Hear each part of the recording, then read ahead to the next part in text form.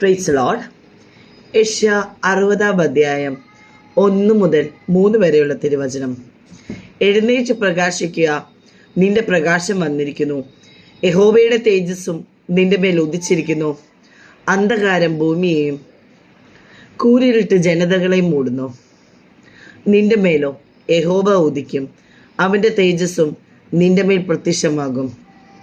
ജനതകൾ നിന്റെ പ്രകാശത്തിലേക്കും രാജാക്കന്മാർ നിന്റെ ഉദയശോഭയിലേക്കും വരും. ആമേൻ.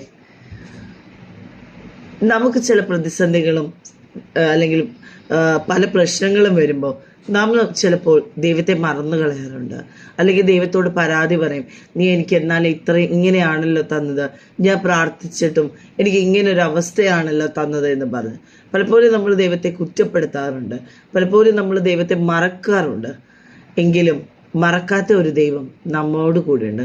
നാം പ്രാർത്ഥിക്കുമ്പോൾ ഏത് പ്രതിസന്ധി ആയാലും എൻ്റെ കർത്താവ് എനിക്ക് വേണ്ടി പൊരുതിക്കൊള്ളുമെന്നുള്ള വചനം ഓർത്തുകൊണ്ട് തന്നെ കർത്താവിനെ സ്തുതിക്കുകയും മഹത്വം ചെയ്യുമ്പോൾ, കൂടുതൽ ദൈവത്തോട് അടുക്കുമ്പോൾ, ഏത് പ്രതിസന്ധി ആയാലും ദൈവത്തോട് കൂടുതൽ അടുത്ത് വരികയാണെങ്കിൽ ദൈവം ഇവിടെ പറഞ്ഞിരിക്കുന്നത് നിങ്ങൾക്കൊരു നല്ല ഭാവിയായിരിക്കും വരുന്നത്.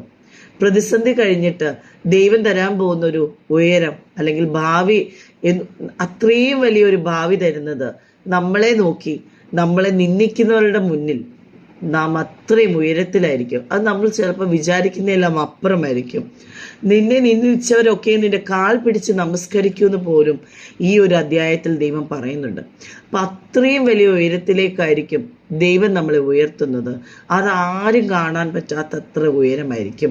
നമുക്ക് ഏത് പ്രതിസന്ധി വന്നാലും ദൈവത്തോട് കൂടുതൽ അടുത്ത് ചേരുക. നല്ലൊരു ദിവസം ആശംസിക്കുന്നു. നന്ദി.